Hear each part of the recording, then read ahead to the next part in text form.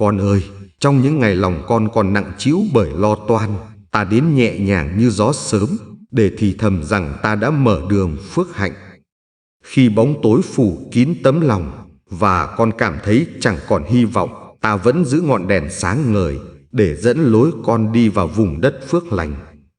Ta biết con từng khóc trong lặng lẽ, vì nghĩ rằng con không còn gì trong tay. Nhưng ta nói hôm nay, con sẽ nhận tài lộc từ sự nhân từ vô biên. Mọi cánh cửa từng khép lại trước mặt con, ta chính là đấng mở khóa, để con bước đi trong niềm vui, chẳng còn bị giam giữ bởi thiếu thốn hoặc lo lắng nữa. Khi thế gian lấy đi niềm tin và sức lực của con, ta sẽ ban lại dư đầy, để con thấy rằng không điều gì có thể ngăn trở sự chu cấp của ta.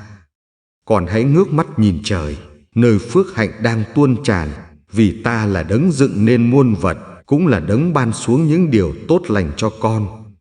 Hỡi con yêu, ta chẳng bỏ mặc con giữa hoang mạc khô cằn, nhưng ta cho nước từ vầng đá chảy ra, và cho bánh từ trời đổ xuống nuôi con. Nếu lòng con còn ngờ vực, hãy nhớ rằng ta từng nuôi sống dân ta trong đồng vắng 40 năm, thì huống chi đời con ta lại chẳng chu cấp dư đầy. Ta đã chuẩn bị sẵn những mùa gặt phước hạnh, chỉ chờ con tin cậy và bước đi, để gặt lấy tài lộc không do sức người, mà đến từ bàn tay ta. Con đừng nhìn vào hoàn cảnh hiện tại, bởi vì nơi con thấy đóng kín, ta đã chuẩn bị một lối đi mới, đưa con vào sự thịnh vượng mà ta hứa ban. Nếu con thấy mình đang bị thiếu thốn, hãy nhớ rằng ta là đấng chủ của vàng bạc, và ta không bao giờ để con gục ngã trong cảnh khốn khó lâu dài. Ta nói với con rằng, một mùa mới đã đến, nơi con sẽ nhìn thấy công việc đôi tay con được nhân lên, và tài lộc tuôn chảy như dòng sông bất tận. Hãy để lòng con tĩnh lặng trong ta, vì giữa sóng gió và thử thách, ta chính là nơi con tìm thấy sự bình an và sự chu cấp không hề vơi cạn. Con không phải lo lắng làm gì, vì ta đã ghi khắc tên con trong lòng bàn tay, và mọi nhu cầu của con ta đã biết trước khi con cầu xin. Đừng sợ hãi khi người đời quay lưng, vì ta là đấng mở cửa thiên đàng, và từ kho báu của ta, con sẽ nhận được nhiều hơn con từng tưởng tượng. Hỡi con, khi con giữ lòng trung tín và không ngã quỵ, ta sẽ mở trời ban phước, đổ xuống tài lộc, để con không còn chỗ mà chứa nữa. Những lời ta phán hôm nay không chỉ là lời an ủi, mà là lời hứa chắc chắn rằng cuộc đời con sẽ được biến đổi bởi nguồn phước hạnh dồi dào. Ta muốn con nhớ kỹ, phước lành không đến từ sức con làm ra, nhưng từ chính tay ta, để khi con nhận được, lòng con biết tôn vinh ta. Mọi thử thách từng giam hãm con, giờ đây sẽ trở thành bằng chứng rằng ta là đấng mở đường, và con sẽ kể lại những kỳ công ta đã làm.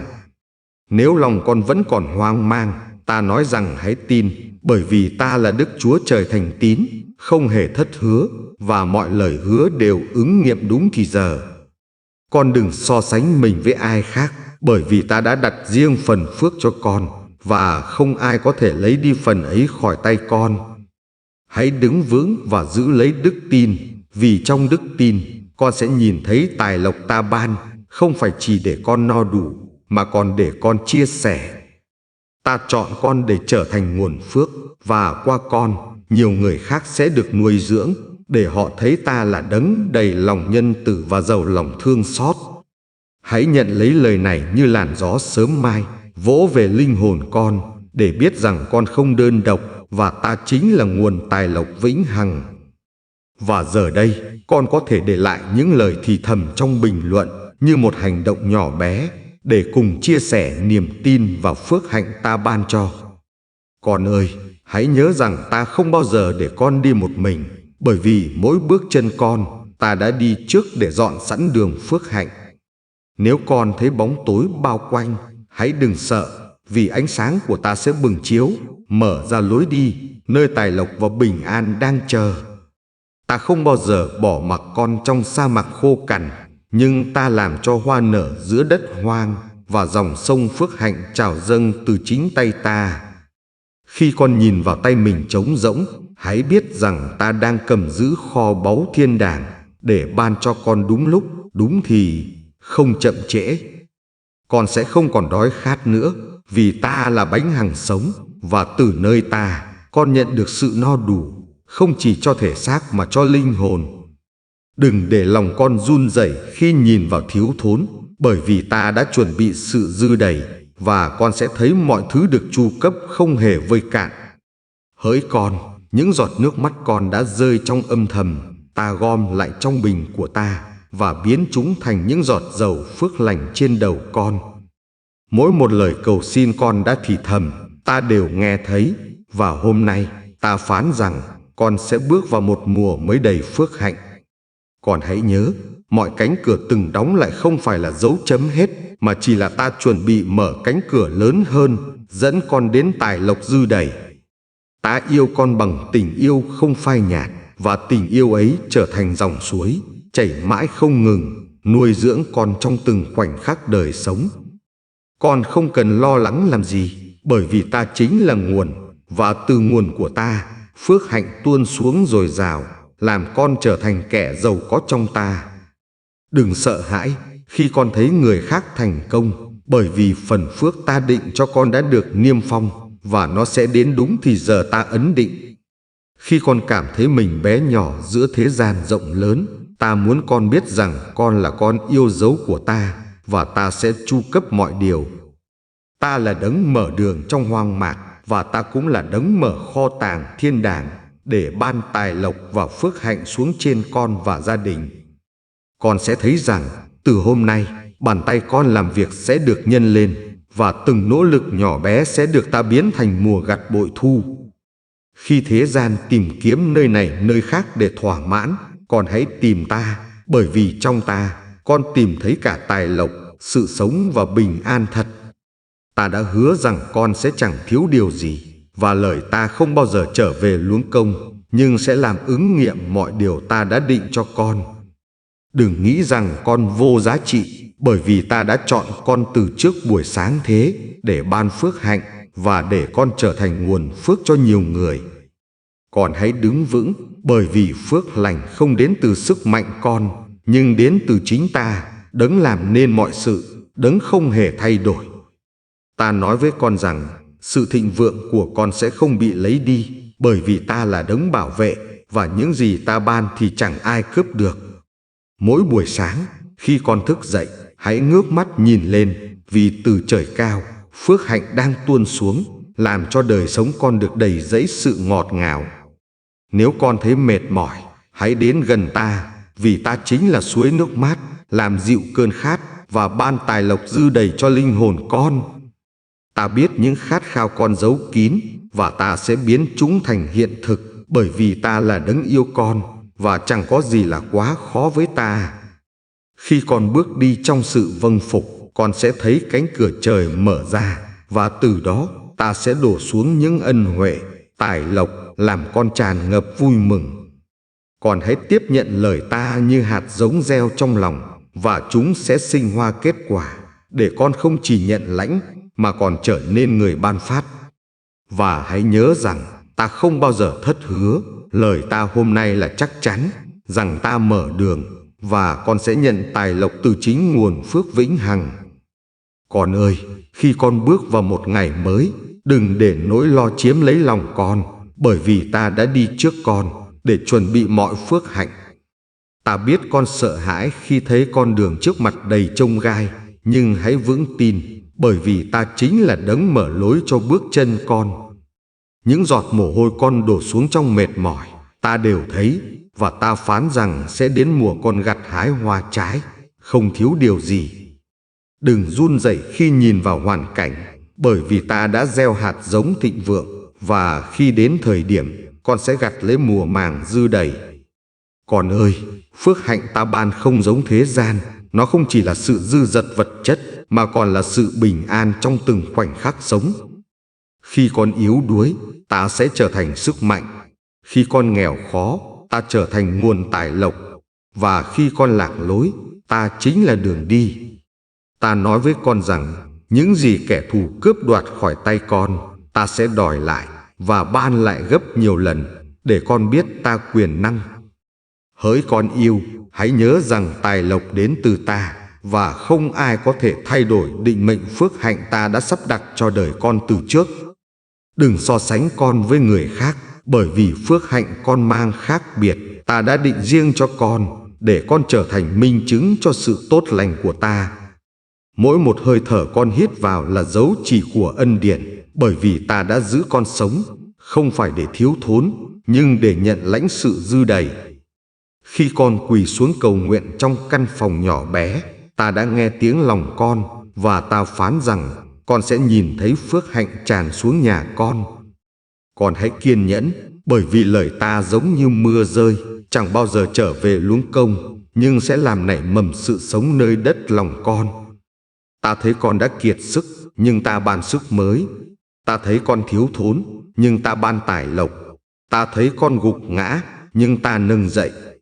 Hỡi con, khi con giữ lòng trung tín, ta sẽ mở kho tàng trời, đổ xuống ân huệ dư đầy, để đời sống con trở thành chứng nhân sống động của ta. Con không cần phải tìm nơi khác để thỏa mãn, bởi vì trong ta, con đã đủ. Và chính trong sự hiện diện ta, con tìm thấy niềm vui trọn vẹn.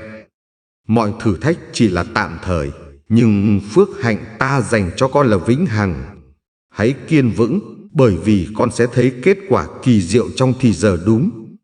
Nếu con đang hỏi tại sao chưa thấy gì thay đổi, hãy tin rằng ta đang làm việc trong thinh lặng, chuẩn bị điều lớn lao vượt xa sự mong đợi của con. Đừng buồn khi người khác không hiểu con, bởi vì ta hiểu con trọn vẹn, và tình yêu ta đủ để bù đắp mọi thiếu hụt lòng con đang mang. Con là viên ngọc quý trong mắt ta, và ta không bao giờ để con bị vùi lấp. Ta sẽ lau sạch bụi, để con tỏa sáng như ngọc tinh khiết. Hãy tiếp nhận lời này như hơi thở, bởi vì nó đến từ tình yêu, sự nhân từ và quyền năng ta, để nuôi dưỡng linh hồn con mỗi ngày. Con ơi, ta biết có những lúc lòng con nặng trĩu, bởi vì con không thấy điều gì thay đổi, nhưng hãy vững tin, bởi vì ta luôn đang hành động. Khi đôi mắt con chỉ thấy khoảng trống và thiếu thốn, ta đang chuẩn bị cánh cửa mới, nơi con bước vào sự thịnh vượng và không còn lo âu nữa. Con sẽ không phải sống trong sợ hãi, bởi vì ta đã ban cho con thần linh mạnh mẽ, đầy quyền năng và đầy ơn phước, để con chiến thắng mọi giới hạn. Mỗi bước đi con tưởng như nhỏ bé, ta sẽ nhân lên thành bước đi vĩ đại, bởi vì ta không xem thường những nỗ lực trung tín của con. Con đừng nghĩ rằng những lời cầu nguyện của con tan biến, bởi vì ta giữ chúng như hương thơm, và đúng thì giờ, chúng sẽ kết thành phước hạnh tuôn tràn. Hỡi con yêu, phước hạnh không chỉ là tài lộc vật chất, nhưng còn là sự chữa lành tinh thần, sự bình an và niềm vui không ai có thể cướp.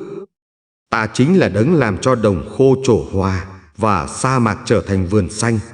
Vậy thì đời con, ta cũng sẽ biến đổi đầy sức sống.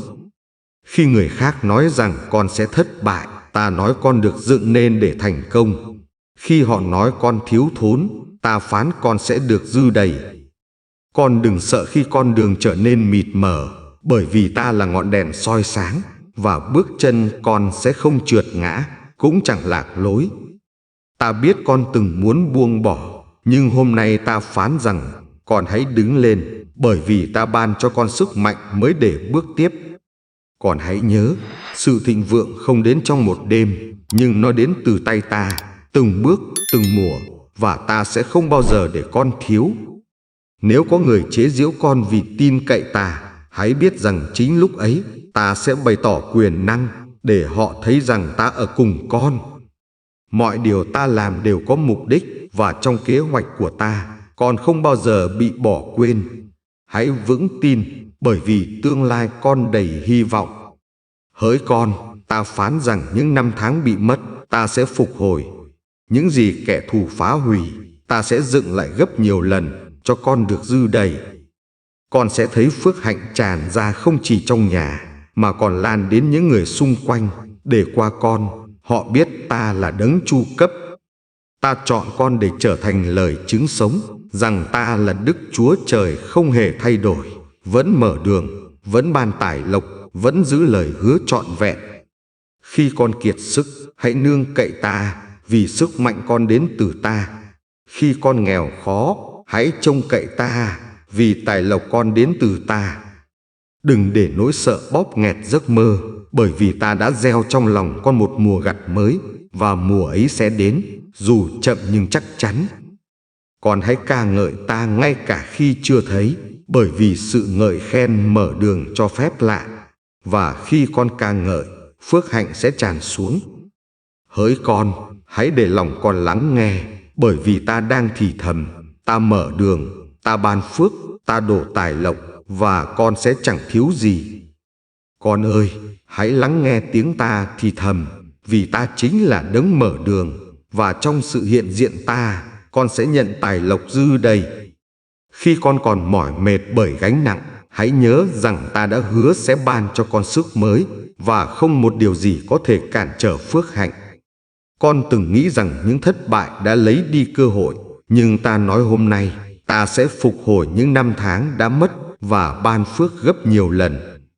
Đừng lo sợ khi con thấy túi trống rỗng, bởi vì ta là nguồn chu cấp, và ta làm đầy lòng con bằng sự thịnh vượng đến từ trời cao. Hỡi con, phước hạnh ta ban không đến trong vội vàng, nhưng trong đúng thì giờ ta, nó sẽ đến, và nó sẽ làm con ngạc nhiên vô cùng. Khi người khác đóng cửa, ta sẽ mở ra cánh cửa mới. Khi họ từ chối, ta sẽ nâng con lên, để con thấy sự công bình ta bày tỏ.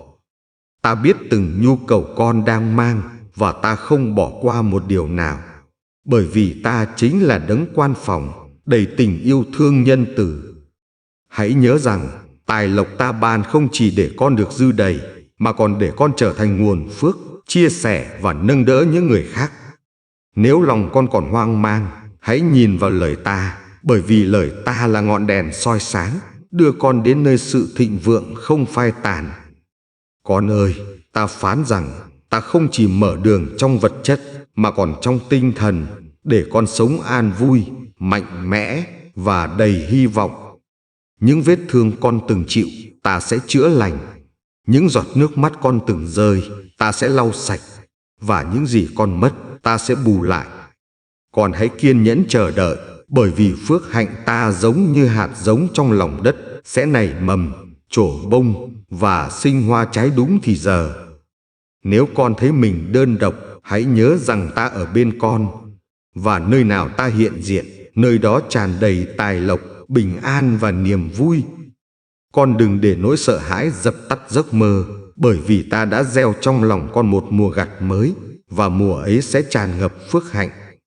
Khi con ngước nhìn bầu trời, hãy biết rằng ta đã mở cửa thiên đàng để đổ xuống phước lành, làm cho cuộc đời con trở thành dòng sông phước hạnh. Mỗi hơi thở con có là minh chứng tình yêu ta. Mỗi bước chân con đi là bằng chứng rằng ta đang dẫn con vào vùng đất của sự thịnh vượng. Con ơi, đừng để những tiếng nói ngăn cản con tin ta, bởi vì lời ta vững chắc và lời ta sẽ ứng nghiệm bất kể hoàn cảnh con ra sao. Ta biết con đã mỏi mệt chờ đợi, nhưng hãy tin rằng ta là Đức Chúa Trời thành tín, và ta sẽ hoàn tất công việc ta khởi sự trong con. Khi con dâng hiến lòng trung tín, ta sẽ mở rộng cánh cửa để tài lộc chảy về, không phải chỉ cho con, mà cho cả những thế hệ sau con. Hỡi con, hãy nhận lấy lời này như dòng nước mát, làm dịu cơn khát, và như bánh ngọt, nuôi dưỡng linh hồn con trong từng ngày ta ban. Con ơi, ta nhìn thấy những đêm dài con trằn trọc, lo sợ về ngày mai, nhưng ta phán rằng ngày mai của con đã được ta chu cấp dư đầy.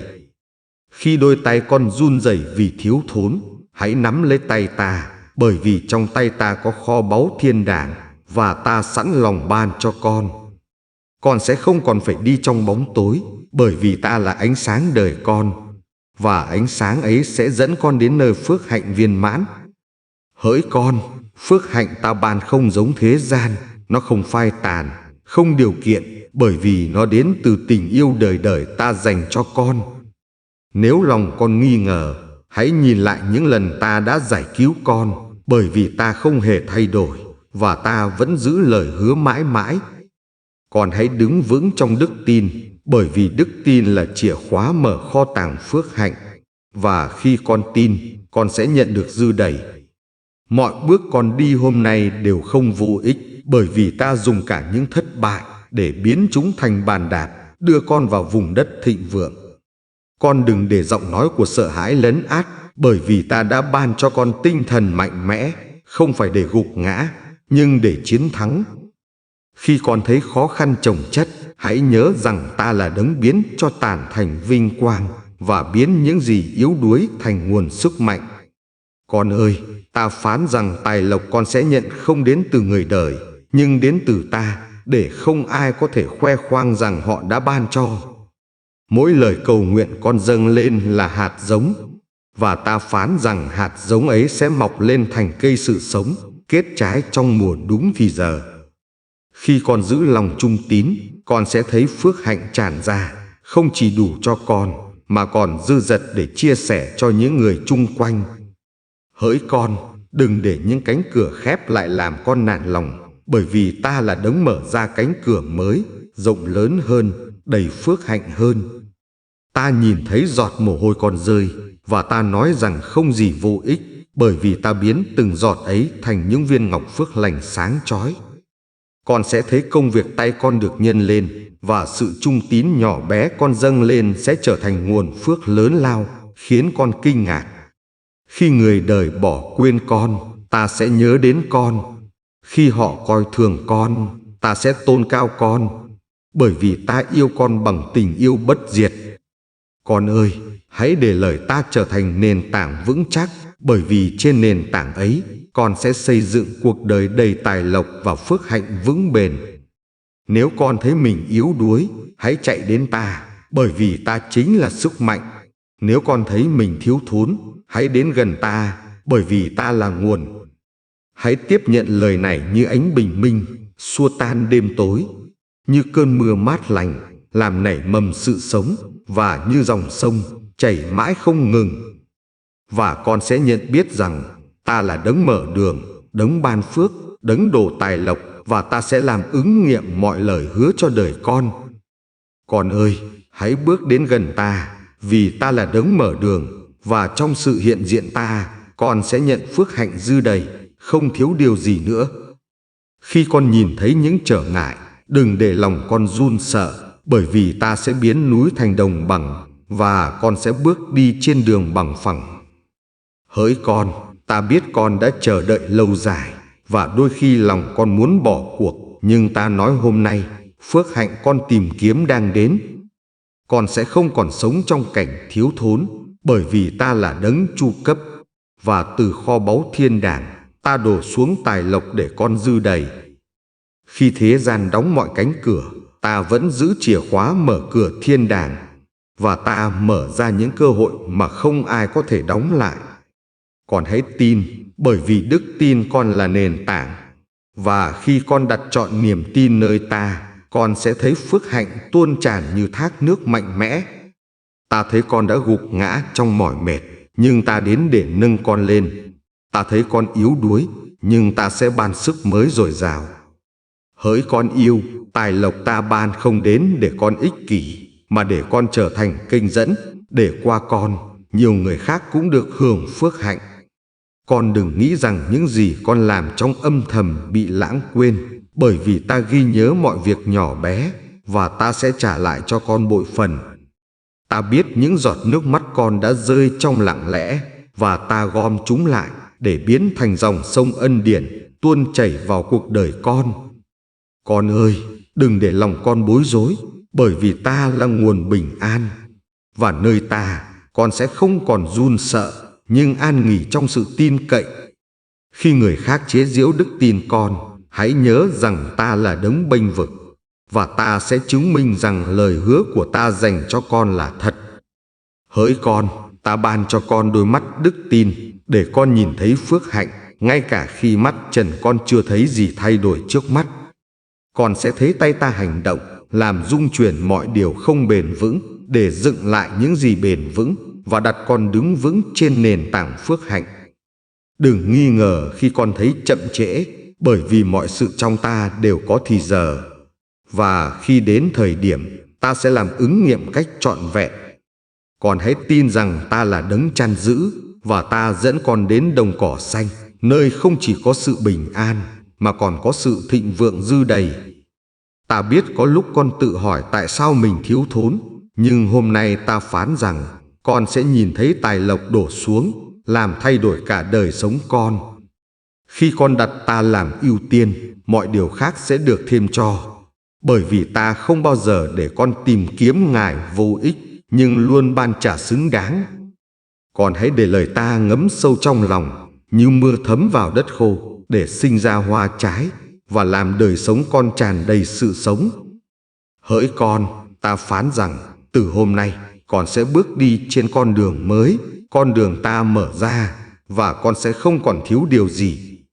Con ơi, ta phán rằng, những ngày con khóc lặng lẽ sẽ biến thành ngày vui mừng, bởi vì ta đã định sẵn một mùa gặt dư đầy cho con. Khi người khác khước từ con, hãy nhớ rằng ta đã chọn con. Khi họ quay lưng, ta giang tay ôm lấy, và khi họ cười chê, ta tôn vinh con. Hỡi con, mọi sự ta làm đều có mục đích, và ngay cả những thử thách con chịu cũng đang được ta dùng để dọn đường phước hạnh dư dật cho đời con. Con đừng sợ khi thấy mình chỉ còn đôi bàn tay trống rỗng, bởi vì chính đôi tay trống ấy sẽ được ta làm đầy bằng ân điển và tài lộc. Ta biết con đã kiệt sức vì chờ đợi, nhưng hãy nhớ rằng ta là Đức Chúa Trời thành tín, và ta sẽ không bao giờ để lời hứa trở về luống công. Con hãy tin chắc rằng những giọt nước mắt gieo xuống trong âm thầm sẽ trổ bông thành tiếng reo vui, và mùa gặt con mong chờ sẽ đến thật dư đầy. Khi con thấy mọi điều bế tắc, hãy biết rằng ta đang chuẩn bị lối đi, và lối đi ấy sẽ đưa con ra khỏi thiếu thốn, vào sự thịnh vượng.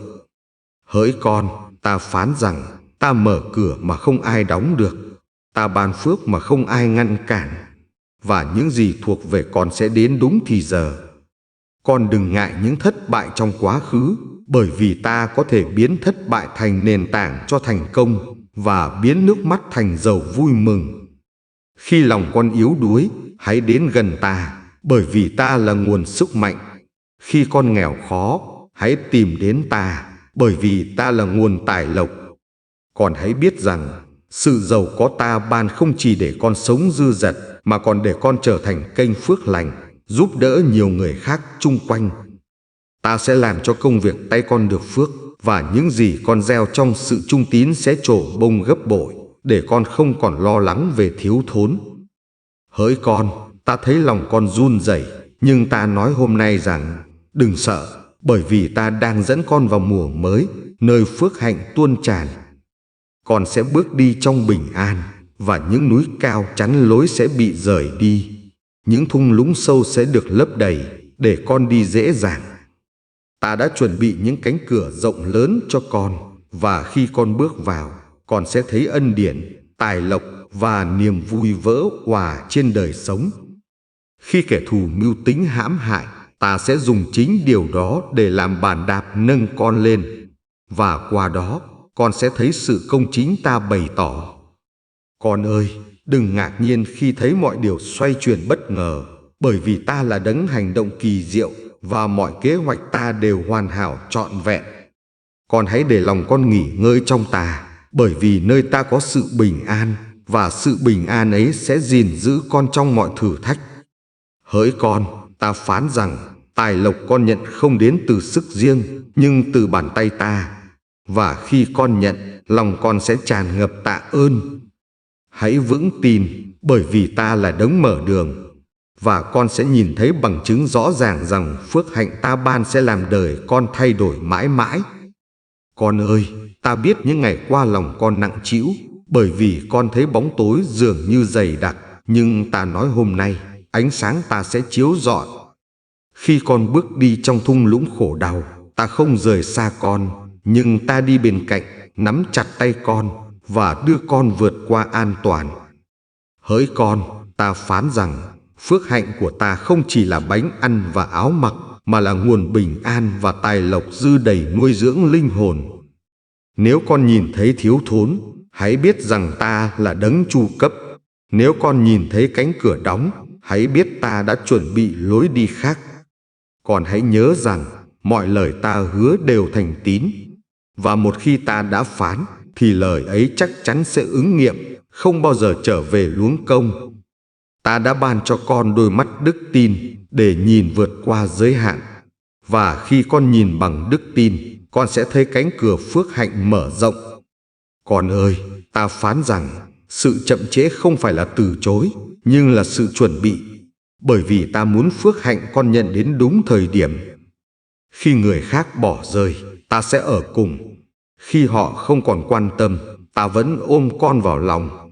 Và khi họ quay lưng, ta vẫn trung tín. Đừng sợ hãi khi con không có gì trong tay, bởi vì từ đôi bàn tay trống, ta có thể làm đầy bằng sự chu cấp dồi dào từ thiên đàng. Con ơi, hãy dâng nỗi lo của con cho ta, bởi vì ta chăm sóc con. Và khi con phó thác, con sẽ thấy phước hạnh tràn ngập khắp đời. Ta thấy giọt mồ hôi con rơi, ta biết nỗi đau con chịu, nhưng ta phán rằng mọi sự ấy không vô ích, bởi vì ta sẽ biến thành phước hạnh. Hỡi con, hãy kiên nhẫn chờ đợi, bởi vì những mùa gieo nước mắt sẽ trở thành mùa gặt vui mừng, và phước hạnh con mong đợi sẽ đến dư đầy. Nếu con thấy núi cao chắn lối, ta sẽ rời chúng. Nếu con thấy thung lũng sâu, ta sẽ lấp đầy, bởi vì không điều gì cản trở kế hoạch ta. Con ơi, tài lộc ta ban không chỉ để con sống dư dật, nhưng để con trở thành nguồn phước, làm sáng danh ta và giúp đỡ nhiều người khác. Hãy nhớ rằng mọi công việc tay con làm trong trung tín sẽ được nhân lên, và ta sẽ ban phước, khiến những gì nhỏ bé trở thành mùa gặt lớn.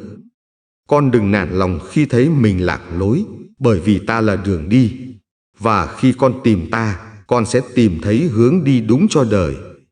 Hỡi con, ta phán rằng ta chính là nguồn suối phước hạnh, và khi con uống từ nguồn ấy, con sẽ chẳng bao giờ khát, nhưng được no đủ mãi mãi.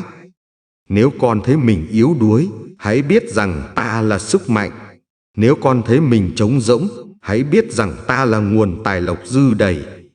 Con ơi, hãy để lòng con yên nghỉ trong ta, bởi vì nơi ta, con tìm thấy sự bình an, sự bảo vệ và sự thịnh vượng không hề phai nhạt.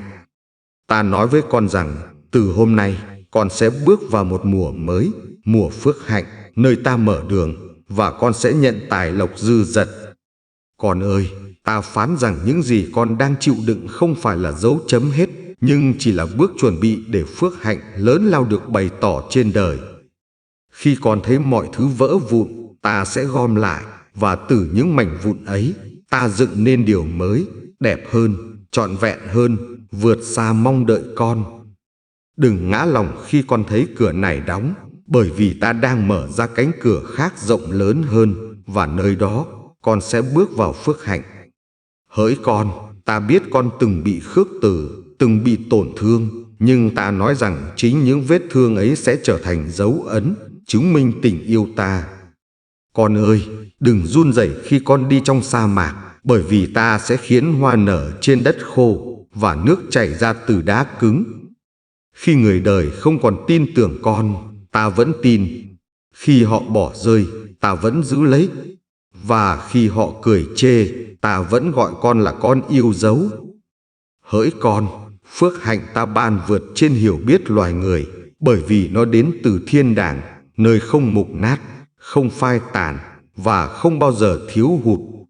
Ta phán rằng mọi giọt nước mắt con gieo xuống sẽ sinh ra hoa trái, và mọi nỗi đau con chịu sẽ trở thành chứng cớ về quyền năng và phước hạnh.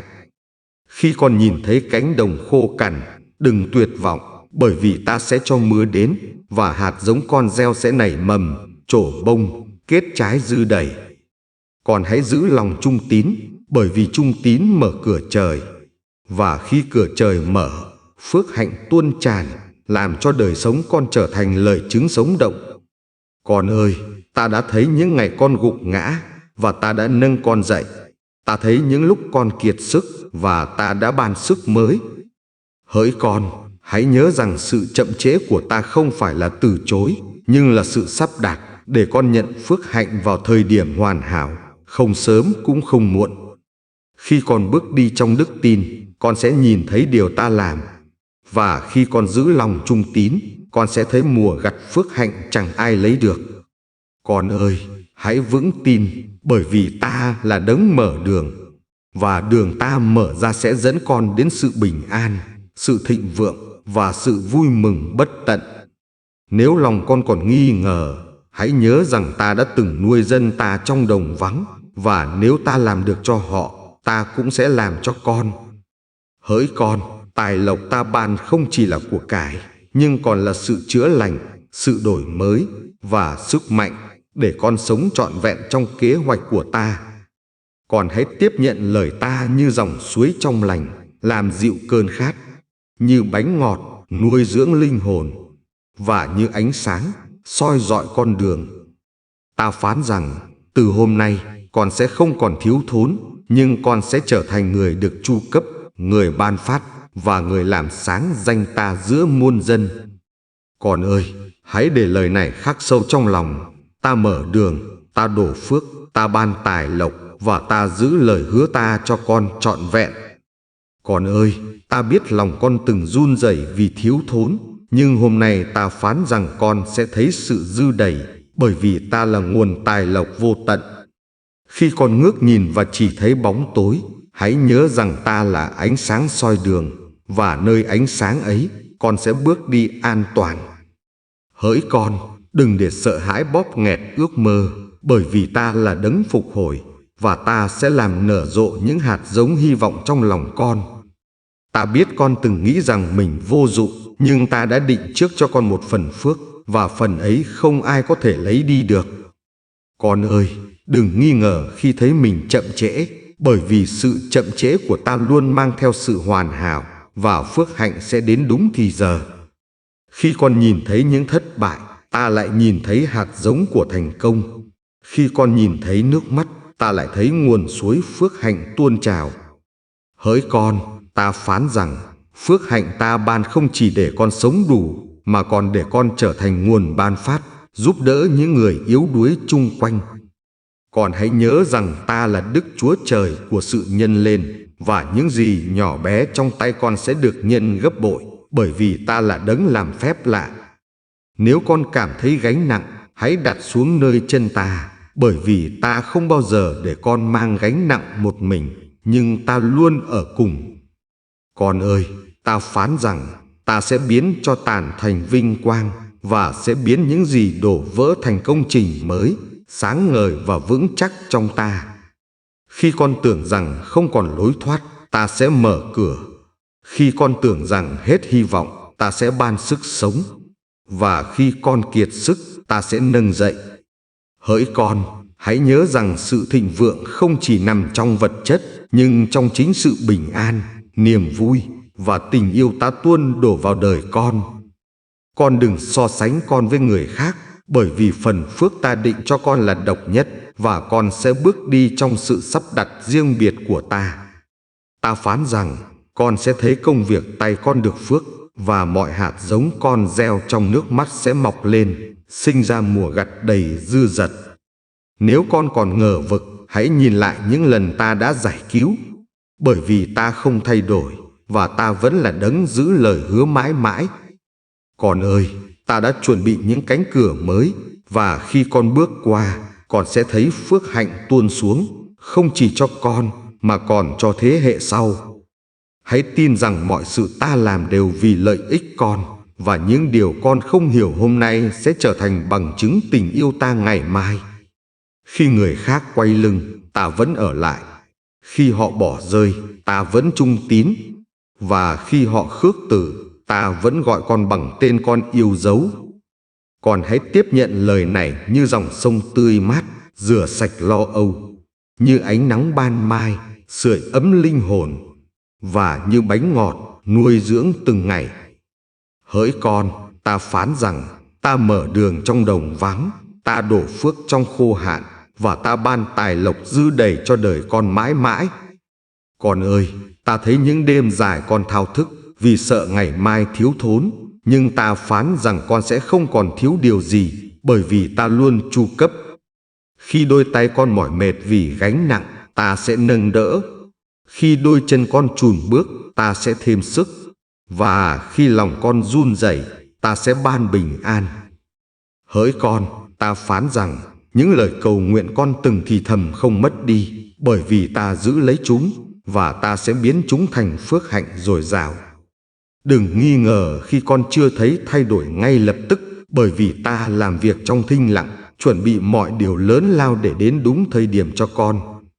Con ơi, hãy nhớ rằng ta là đấng mở đường trong hoang mạc, và ta cũng là đấng làm trào dâng dòng nước phước hạnh giữa sa mạc đời con. Nếu lòng con tàn vỡ, ta sẽ chữa lành. Nếu con mất mát, ta sẽ bù đắp. Và nếu con yếu đuối, ta sẽ biến con trở nên mạnh mẽ. Hỡi con, ta phán rằng, phước hạnh ta dành cho con không phải là điều nhỏ bé, nhưng là kho báu vĩ đại, được niêm phong trong thiên đàng chờ đợi con. Khi người đời coi thường con, ta sẽ tôn cao. Khi họ bỏ rơi, ta sẽ ở lại. Và khi họ cướp đoạt, ta sẽ hoàn trả gấp nhiều lần. Con ơi, đừng để lòng con bối rối, bởi vì ta biết mọi nhu cầu, ngay cả trước khi con cầu xin, và ta đã định sẵn sự chu cấp cho con. Nếu con cảm thấy mình đơn độc, hãy lắng nghe, bởi vì ta đang thì thầm. Con không một mình, bởi vì ta ở đây, và ta sẽ không bao giờ rời xa. Hỡi con, hãy để lời ta như hạt giống gieo trong lòng, và khi con giữ vững đức tin, hạt giống ấy sẽ nảy mầm thành mùa gặt dư đầy. Con ơi, ta biết những giọt nước mắt con từng rơi, và ta đã cất giữ từng giọt. Hôm nay ta phán rằng chúng sẽ biến thành niềm vui bất tận. Đừng run rẩy khi con thấy mình thiếu thốn, bởi vì ta là nguồn dồi dào. Đừng sợ hãi khi con yếu đuối, bởi vì ta là sức mạnh muôn đời. Ta sẽ làm cho công việc tay con được phước, và những bước đi trung tín của con sẽ trở thành nền tảng cho sự thịnh vượng trải dài suốt thế hệ.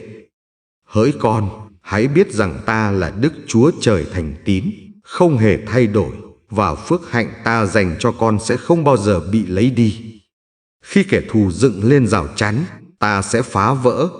Khi nó gieo lời dối trá, ta sẽ bày tỏ lẽ thật.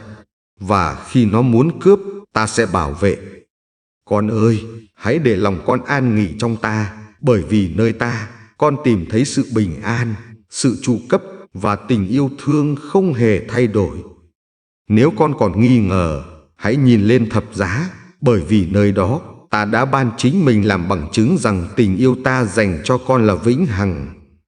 Hỡi con, hãy tiếp nhận lời này như làn gió sớm mai, thổi vào tâm hồn, như ánh bình minh, soi sáng ngày mới, và như cơn mưa, làm nảy mầm phước hạnh. Và con sẽ biết rằng, ta là đấng mở đường, ta ban tài lộc, ta đổ phước, và ta giữ trọn vẹn lời hứa ta dành cho đời con. Con ơi, ta phán rằng những ngày con trải qua không hề vô nghĩa, bởi vì ta đang dạy con nhận biết ta là nguồn phước hạnh duy nhất cho linh hồn. Khi con nhìn thấy thiếu thốn, đừng ngã lòng, bởi vì ta chính là đấng chu cấp, và trong tay ta, con sẽ không bao giờ thiếu thốn điều gì. Hỡi con, những gì con đang chịu đựng chỉ là bước chuyển mùa, và sau cơn mưa thử thách, mặt trời phước hạnh sẽ tỏa sáng, làm con ngập tràn vui mừng. Con hãy vững tin, bởi vì sự chậm trễ không phải là sự từ chối, nhưng là kế hoạch hoàn hảo của ta để ban cho con điều tốt đẹp nhất. Khi người khác chế giễu đức tin con, ta vẫn mỉm cười, bởi vì ta biết thì giờ sẽ đến khi họ nhìn thấy phước hạnh ta ban trên đời con. Con ơi, ta phán rằng phước hạnh ta dành cho con không hề nhỏ bé, mà là dòng sông lớn, chảy mãi không ngừng, để tưới mát linh hồn khô hạn. Khi con yếu đuối, ta là sức mạnh. Khi con lo sợ, ta là bình an. Và khi con trống rỗng, ta là nguồn tài lộc dư đầy. Hỡi con, đừng ngạc nhiên khi con thấy mình mất đi một điều, bởi vì ta chỉ đang dọn đường để ban lại cho con điều lớn lao hơn. Con sẽ không còn lang thang trong bóng tối, bởi vì ta là ánh sáng, và ánh sáng ta sẽ soi rọi con đường để con bước đi vững vàng. Ta phán rằng mọi nước mắt con từng gieo xuống sẽ biến thành giọt dầu phước hạnh chảy xuống đầu con, để sức dầu và làm con tràn đầy vui mừng. Khi người khác khước từ con, hãy nhớ rằng ta đã chọn con. Khi họ bỏ đi, ta vẫn trung tín. và khi họ coi thường, ta vẫn quý trọng. Con ơi, hãy tin rằng ta là đấng mở đường, và đường ta mở ra sẽ dẫn con đến vùng đất đầy phước hạnh, nơi linh hồn con được no thỏa. Hỡi con, đừng sợ khi thấy giấc mơ chậm trễ, bởi vì ta vẫn giữ nó trong tay. Và khi đúng thì giờ, ta sẽ làm ứng nghiệm. Con sẽ thấy những gì con từng nghĩ mất đi, được ta trả lại. Và không chỉ trả lại, mà còn nhân lên gấp nhiều lần, vượt quá mong đợi. Ta phán rằng, con là con yêu dấu, và tình yêu ta dành cho con không dựa trên thành công hay thất bại, nhưng dựa trên ân điển đời đời. Khi con đi qua nước sâu, ta sẽ ở cùng. Khi con đi qua lửa cháy, ta sẽ bảo vệ. Và khi con kiệt sức, ta sẽ nâng dậy. Con ơi, hãy nhớ rằng, phước hạnh không đến từ sức mạnh con, nhưng từ bàn tay ta. Và bàn tay ấy sẽ không bao giờ rút lại khỏi đời con. Nếu con thấy con đường khô hạn, hãy vững tin, bởi vì ta sẽ khiến suối chảy ra. Và nếu con thấy đất khô cằn, ta sẽ làm nở hoa. Hỡi con, hãy tiếp nhận lời này như ánh sáng bình minh, xua tan đêm tối, như cơn mưa mát lành, tưới mát tâm hồn, và như dòng sông, nuôi dưỡng từng ngày. Và con sẽ biết rằng, ta là đấng mở đường, ta ban tài lộc, ta đổ phước hạnh, và ta giữ lời hứa ta cho đời con mãi mãi. Con ơi, ta thấy những ngày con gục ngã trong mỏi mệt, nhưng ta đến để nâng con dậy, bởi vì con không bao giờ bị bỏ rơi trong tình yêu ta. Khi đôi mắt con mở đi vì nước mắt, hãy nhìn lên, bởi vì ánh sáng ta vẫn tỏa sáng, dẫn con ra khỏi bóng tối, bước vào vùng đất phước hạnh. Hỡi con, ta phán rằng, những năm tháng con nghĩ đã mất không vô ích, bởi vì ta sẽ phục hồi và ban lại cho con gấp nhiều lần hơn.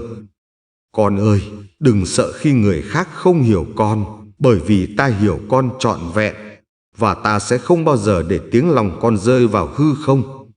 Nếu con thấy mọi điều đóng kín, hãy tin rằng ta vẫn đang hành động, và khi đến thì giờ, ta sẽ mở ra cánh cửa không ai có thể đóng. Khi con run rẩy trong yếu đuối, ta chính là sức mạnh. Khi con lo sợ trong đêm tối, ta chính là bình an. Khi con khát khao, ta chính là nguồn sống. Con ơi, hãy nhớ rằng ta là đấng chu cấp, và phước hạnh ta không bao giờ thiếu, bởi vì ta là dòng suối chảy mãi, không bao giờ cạn khô. Hỡi con, đừng để quá khứ trói buộc con, bởi vì ta làm mọi sự mới mẻ. Và trong ta, con sẽ tìm thấy hy vọng, niềm vui và sự thịnh vượng. Khi con bước đi trên con đường đầy đá sỏi, ta sẽ biến thành đường bằng phẳng. Khi con thấy vực sâu, ta sẽ lấp đầy bằng ân điển. Con hãy tin rằng mọi thử thách chỉ là bước đệm, bởi vì sau cơn bão, bầu trời sẽ sáng, và phước hạnh ta định sẵn vẫn chờ đợi con. Ta phán rằng, con không được dựng nên để thất bại, nhưng để chiến thắng. Không được dựng nên để thiếu thốn, nhưng để sống trong sự dư đầy của ta. Hỡi con, hãy giữ lấy đức tin, bởi vì đức tin sẽ mở kho tàng thiên đàng. Và khi con tin, con sẽ thấy phước hạnh tuôn tràn không ngừng nghỉ. Khi con thấy công việc nhỏ bé, ta sẽ nhân lên.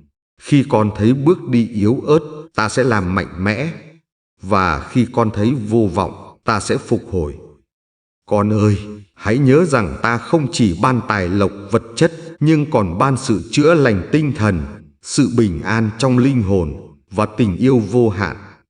Nếu con ngã quỵ, ta sẽ nâng lên. Nếu con lạc lối, ta sẽ dẫn đường.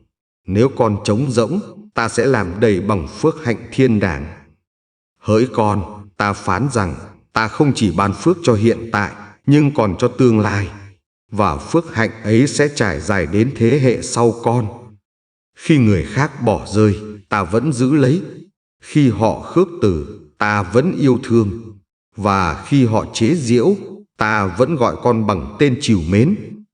Con ơi, hãy tiếp nhận lời này như dòng nước mát, làm dịu cơn khát, như bánh ngọt, nuôi dưỡng linh hồn, và như ánh nắng, soi sáng cuộc đời. Và con sẽ biết rằng, ta là đấng mở đường, ta đổ tài lộc, ta ban phước hạnh, và ta giữ lời hứa ta cho con đến muôn đời muôn kiếp. Con ơi, ta biết con từng trải qua những ngày dài lo âu, nhưng ta phán rằng trong sự hiện diện ta, con sẽ được yên nghỉ và phước hạnh tuôn xuống dồi dào. Khi đôi mắt con chỉ thấy bão tố, hãy nhớ rằng ta là nơi ẩn náu, và trong tay ta, con sẽ bước đi vững vàng, không bị cuốn trôi bởi sóng gió. Hỡi con, ta phán rằng những cánh cửa từng khép chặt sẽ được mở ra, bởi vì ta là đấng nắm giữ chìa khóa và không ai có thể ngăn cản. Con hãy nhớ rằng tài lộc ta ban không chỉ để làm đầy túi, nhưng để làm đầy linh hồn và để con trở thành nguồn phước cho người khác. Khi con run rẩy trong đêm tối, hãy biết rằng ánh sáng ta sẽ chiếu soi, và ánh sáng ấy sẽ không bao giờ tắt, nhưng dẫn con đến bình an. Con ơi, ta biết lòng con từng chờ đợi mỏi mòn, nhưng ta nói hôm nay thì giờ đã đến để phước hạnh ta định sẵn bắt đầu trổ bông. Nếu con thấy mình chỉ còn đôi tay trống rỗng, hãy tin rằng ta có thể làm đầy, và từ đôi tay ấy ta sẽ nhân lên phước hạnh dư đầy. Hỡi con, phước hạnh ta dành cho con không chỉ là hôm nay mà còn là ngày mai, không chỉ là hiện tại mà còn là tương lai vĩnh hằng. Ta phán rằng mọi giọt nước mắt con từng rơi sẽ biến thành giọt dầu phước lành, và mọi lời cầu nguyện âm thầm sẽ trở thành tiếng reo vui trong mùa gặt. Con hãy tin chắc rằng không một điều gì con làm trong đức tin là vô ích, bởi vì ta là đấng công bình và ta sẽ trả lại cho con bội phần. Khi con yếu đuối, ta sẽ thêm sức. Khi con kiệt quệ, ta sẽ nâng đỡ. Và khi con trống rỗng, ta sẽ làm đầy bằng sự hiện diện ta. Con ơi, hãy để lời ta thấm sâu trong lòng, như mưa thấm đất khô, để sinh ra mùa gặt mới, làm linh hồn con được no thỏa trong phước hạnh. Nếu lòng con còn hoang mang, hãy nhớ rằng ta đã từng nuôi dân ta trong đồng vắng, và hôm nay ta cũng sẽ chu cấp dư đầy cho chính đời con. Hỡi con, đừng nghi ngờ khi thấy chậm trễ, bởi vì sự chậm trễ chỉ là sự chuẩn bị, và khi thì giờ đến, phước hạnh sẽ đổ xuống tràn ngập. Khi người khác khước từ con, hãy biết rằng ta đã chọn con. Khi họ cười chê, ta vẫn tôn trọng, và khi họ bỏ rơi, ta vẫn ôm chặt lấy con. Con ơi, hãy nhận lấy lời này như bánh ngọt nuôi dưỡng linh hồn, như ánh sáng soi chiếu con đường, và như dòng suối trong lành làm dịu khát vọng sâu kín. Và giờ đây, nếu lòng con được chạm đến, con có thể để lại đôi dòng bình luận như lời chứng nhỏ bé để cùng chia sẻ niềm tin và sự an ủi. Bởi vì khi con cất tiếng nói, không chỉ linh hồn con được vững mạnh, mà còn có những tâm hồn khác được nâng đỡ bởi chính lời chia sẻ dịu dàng. Hỡi con, ta phán rằng ta mở đường, ta ban tài lộc, ta đổ phước hạnh, và ta giữ lời hứa ta cho con đến muôn đời muôn kiếp. Con ơi, ta thấy những lần con thở dài trong cô đơn, nhưng ta phán rằng con không hề bị bỏ rơi, bởi vì ta vẫn luôn ở gần, nắm chặt tay con. Khi con mỏi mệt vì gánh nặng, ta sẽ trở thành nơi con an nghỉ. Khi con yếu đuối, ta là sức mạnh. Và khi con khát khao, ta là nguồn sống dồi dào.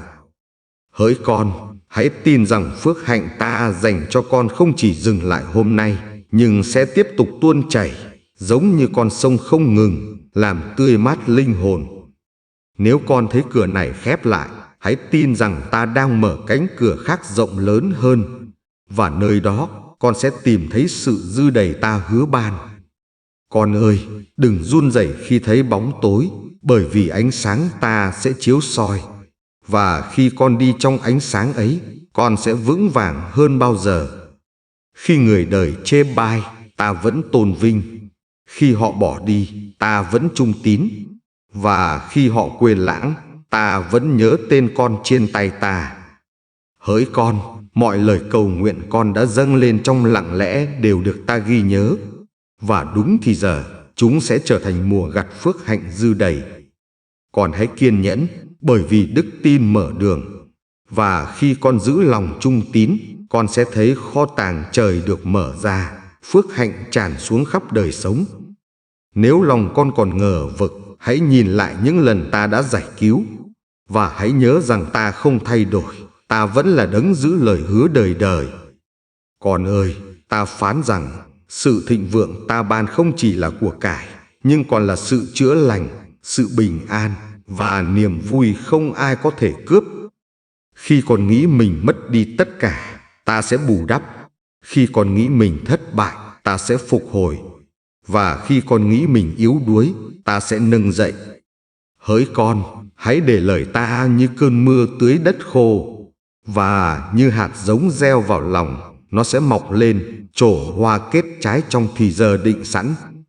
Con ơi, đừng lo lắng làm gì, bởi vì ta là đấng biết mọi nhu cầu.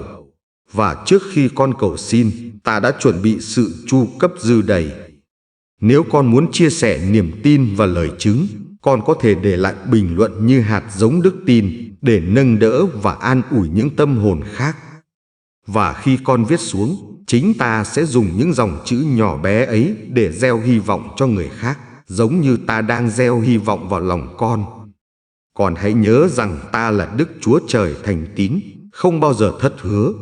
Và phước hạnh ta dành cho con là chắc chắn, không ai có thể thay đổi. Khi con đi trong đồng vắng, ta sẽ mở suối. Khi con đi trong đêm tối, ta sẽ thắp đèn. Và khi con kiệt sức, ta sẽ làm mới. Hỡi con, hãy tiếp nhận lời này như hơi thở dịu dàng, như ánh nắng bình minh, như giọt sương mát lạnh, bởi vì nó đến từ tình yêu vĩnh hằng của ta. Và con sẽ nhận biết rằng ta là đấng mở đường, ta đổ tài lộc, ta ban phước hạnh, và ta giữ lời hứa ta cho con đến đời đời mãi mãi. Con ơi, ta biết có những lúc lòng con khát khao sự thay đổi, nhưng lại sợ hãi trước nghịch cảnh, song ta phán rằng ta vẫn mở đường cho con. Khi con thấy phía trước mịt mù, ta vẫn là ánh sáng soi rọi, và ánh sáng ấy sẽ đưa con ra khỏi đêm tối, đến bình minh phước hạnh. Hỡi con, hãy tin rằng ta là đấng chu cấp, và trong kho báu ta không có thiếu thốn, bởi vì ta là nguồn sống, và nguồn sống ấy không bao giờ cạn. Khi con nghĩ mình mất tất cả, ta sẽ trả lại. Khi con nghĩ mình yếu đuối, ta sẽ nâng dậy. Và khi con nghĩ mình vô vọng, ta sẽ ban hy vọng. Con ơi, phước hạnh ta dành cho con không đến từ người đời, nhưng đến từ thiên đàng. Và phước hạnh ấy không thể bị cướp, không thể bị ngăn cản. Nếu con thấy con đường đầy chông gai, hãy vững lòng, bởi vì ta sẽ biến núi cao thành đồng bằng, và vực sâu thành đường đi thẳng bằng phẳng. Khi nước mắt con rơi, ta sẽ gom lại, và ta biến thành giọt dầu phước lành, đổ trên đầu con, làm con đầy sức mới và vui mừng. Hỡi con, ta phán rằng tài lộc con tìm kiếm sẽ đến, không từ sức riêng, nhưng từ tay ta, và ta sẽ làm dư đầy hơn con tưởng. Khi con bước đi bằng đức tin, con sẽ thấy phước hạnh tràn xuống. Và khi con trung tín, con sẽ trở thành nguồn phước cho những người chung quanh. Con ơi, đừng nghi ngờ khi sự thay đổi chưa đến, bởi vì ta đang làm việc trong âm thầm, chuẩn bị những điều lớn lao, và đến đúng thì giờ sẽ ứng nghiệm. Nếu con cảm thấy cô đơn, hãy nhớ rằng ta không bao giờ rời bỏ. Và nếu con nghĩ mình bị lãng quên, hãy biết rằng ta luôn nhớ đến con. Khi người khác đóng cửa, ta sẽ mở. Khi họ quay lưng, ta sẽ ôm chặt. Và khi họ cười chê, ta sẽ làm vinh hiển con. Hỡi con, hãy để lời ta như mưa sớm mai, thấm vào đất khô. Và như hạt giống, nó sẽ nảy mầm, sinh ra mùa gặt dư đầy. Con ơi, hãy nhớ rằng ta là đấng trung tín, không bao giờ thất hứa. Và lời ta đã phán chắc chắn sẽ được làm trọn trong đời con. Khi con đi qua khổ đau, ta biến thành sức mạnh. Khi con đi qua mất mát, ta biến thành phước lành. Và khi con đi qua thử thách, ta biến thành vinh quang. Con sẽ thấy công việc tay con được phước, và sự trung tín nhỏ bé sẽ trở thành mùa gặt lớn lao, khiến con kinh ngạc trước điều ta đã làm. Hỡi con, ta phán rằng ta không chỉ ban phước cho con, nhưng còn cho dòng dõi con, và phước hạnh ấy sẽ trải dài đến muôn thế hệ sau. Con ơi, hãy tiếp nhận lời này như ánh sáng bình minh, xua tan đêm tối, như suối trong lành, làm dịu cơn khát, và như bánh ngọt, nuôi dưỡng linh hồn. Và con sẽ nhận biết rằng ta là đấng mở đường, ta ban tài lộc, ta đổ phước hạnh, và ta giữ lời hứa ta cho con mãi mãi không thôi. Con ơi, ta thấy những bước đi run rẩy của con, nhưng ta phán rằng từng bước con đi đều nằm trong sự sắp đặt, và ta sẽ dẫn con đến nơi phước hạnh. Khi lòng con chìm trong sợ hãi, hãy nhớ rằng ta là đấng gìn giữ, và trong vòng tay ta, con sẽ được an toàn, không một điều gì có thể hại. Hỡi con, đừng lo lắng về ngày mai, bởi vì ngày mai nằm trong tay ta, và trong tay ta, mọi sự đều được chu cấp cách dư đầy. Khi người khác quay lưng, ta vẫn ở bên. Khi họ khước từ, ta vẫn yêu thương. Và khi họ quên lãng, ta vẫn nhớ đến con không ngừng nghỉ. Con ơi, phước hạnh ta dành cho con không chỉ để đáp ứng nhu cầu, nhưng để biến con thành lời chứng, để nhiều người thấy ta qua chính cuộc đời. Nếu con thấy bóng tối vây quanh, hãy vững lòng, bởi vì ánh sáng ta sẽ bừng chiếu, soi đường cho con, và dẫn con đến sự bình an vĩnh cửu. Hỡi con, ta phán rằng những điều con tưởng mất sẽ được phục hồi, và không chỉ phục hồi mà còn được nhân lên, để con kinh ngạc về lòng nhân từ. Khi con yếu đuối, ta là sức mạnh. Khi con trống rỗng, ta là nguồn sống. Và khi con mỏi mệt, ta là nơi con yên nghỉ an toàn.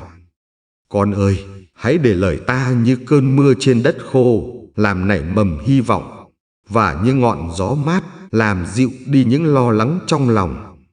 Nếu con đang đợi chờ, hãy kiên nhẫn, bởi vì ta là đấng không bao giờ thất hứa, và mọi lời ta phán sẽ ứng nghiệm đúng thì giờ định sẵn.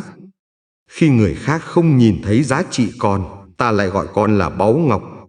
Khi họ coi thường, ta lại tôn trọng, và khi họ bỏ rơi, ta lại ôm chặt. Hỡi con, đừng để thử thách cướp mất niềm tin, bởi vì đức tin mở kho tàng thiên đàng. Và khi con tin, con sẽ thấy phước hạnh tràn xuống dư dật. Con ơi, ta phán rằng ta không chỉ ban cho con tài lộc vật chất, nhưng còn ban sự chữa lành, sự bình an và niềm vui để con sống trọn vẹn. Khi con kiệt sức vì chờ đợi, ta sẽ ban sức mới. Khi con mỏi mệt vì gánh nặng, ta sẽ nâng đỡ. Và khi con lo âu, ta sẽ làm dịu. Hỡi con, hãy nhớ rằng ta là Đức Chúa Trời thành tín, và phước hạnh ta ban không thể bị ngăn cản, bởi vì nó đến từ tình yêu đời đời ta. Con ơi, ta biết có lúc con cảm thấy mình bé nhỏ, nhưng hãy tin rằng con đã được chọn, và phần phước của con đã được định sẵn từ trước buổi sáng thế. Nếu con bước đi trong đức tin, con sẽ nhìn thấy công việc tay con được phước, và sự trung tín nhỏ bé sẽ trở thành mùa gặt lớn lao dư đầy. Khi con nhìn thấy núi cao, hãy tin rằng ta sẽ rời nó. Khi con nhìn thấy vực sâu, hãy tin rằng ta sẽ lấp đầy và mở đường. Con ơi, hãy tiếp nhận lời này như hơi thở bình an, như ánh sáng mặt trời sưởi ấm, và như giọt sương mai nuôi dưỡng, bởi vì nó đến từ tình yêu ta. Và con sẽ nhận biết rằng ta là đấng mở đường, ta đổ tài lộc, ta ban phước hạnh, và ta giữ lời hứa ta cho con mãi mãi không thôi. Con ơi, ta phán rằng những ngày tháng con sống trong lo lắng không kéo dài mãi, bởi vì ta đã định sẵn mùa bình an và tài lộc dư đầy. Khi con nhìn thấy bóng tối, hãy nhớ rằng ta là ánh sáng, và ánh sáng ta sẽ soi dẫn từng bước chân con, để con không còn sợ hãi. Hỡi con, ta biết con từng cảm thấy đơn độc, nhưng hãy tin rằng ta không bao giờ rời xa, và tình yêu ta vẫn ôm ấp con mãi mãi. Khi người đời quay lưng, ta vẫn ở lại. Khi họ chối bỏ, ta vẫn yêu thương. Và khi họ cướp đoạt, ta sẽ hoàn trả gấp nhiều lần. Con ơi, hãy tin chắc rằng mọi giọt nước mắt con từng gieo trong thầm lặng sẽ trở thành hạt giống, nảy mầm thành mùa gặt phước hạnh, đúng thì giờ ta đã định.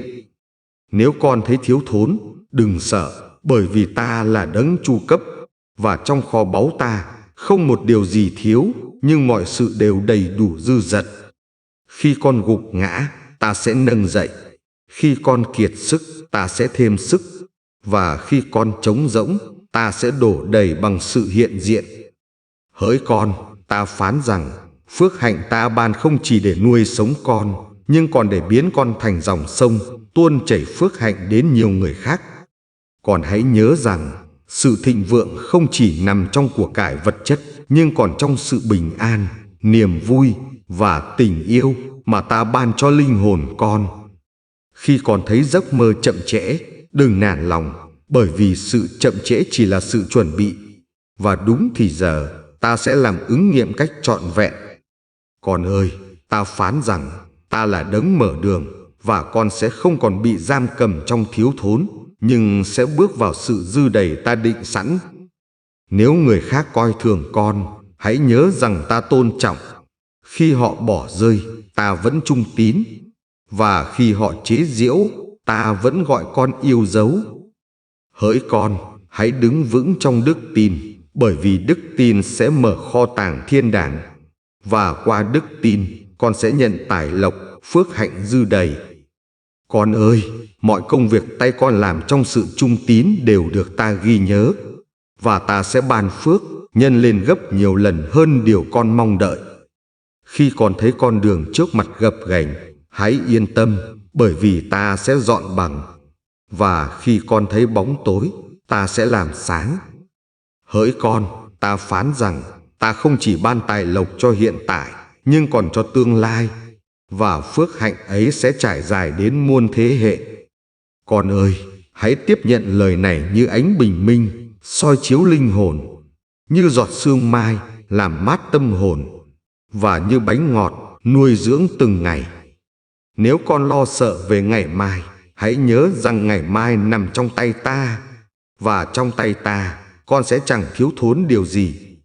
Hỡi con, hãy biết chắc rằng ta là đấng thành tín, và lời hứa ta ban cho con sẽ được ứng nghiệm, không chậm trễ, nhưng đến đúng thì giờ định sẵn. Và con sẽ nhận biết rằng, ta là đấng mở đường, ta ban tài lộc, ta đổ phước hạnh, và ta giữ lời hứa ta cho con mãi mãi đời đời. Con ơi, ta thấy những lần con run rẩy trong đêm tối, nhưng ta phán rằng con không đơn độc, bởi vì ta đang bước đi bên cạnh, giữ gìn và bảo vệ con. Khi con thấy cánh cửa khép chặt, hãy tin rằng ta vẫn nắm giữ chìa khóa, và ta sẽ mở ra cánh cửa mới, nơi phước hạnh dư đầy chờ đợi. Hỡi con, đừng nghi ngờ khi con chưa thấy thay đổi, bởi vì ta đang làm việc trong thinh lặng, và đúng thì giờ, ta sẽ bày tỏ điều kỳ diệu. Con ơi, phước hạnh ta ban không đến từ sức riêng con, nhưng đến từ thiên đàng, và không ai có thể ngăn cản những gì ta đã định sẵn cho con. Khi người khác bỏ rơi, ta vẫn trung tín. Khi họ chế giễu, ta vẫn yêu thương. Và khi họ quên lãng, ta vẫn nhớ đến con trong lòng bàn tay. Con ơi, hãy tin chắc rằng mọi giọt nước mắt con gieo trong âm thầm sẽ trở thành giọt dầu phước hạnh, và sẽ tuôn chảy làm đầy đời sống con. Nếu con thấy mình yếu đuối, ta là sức mạnh.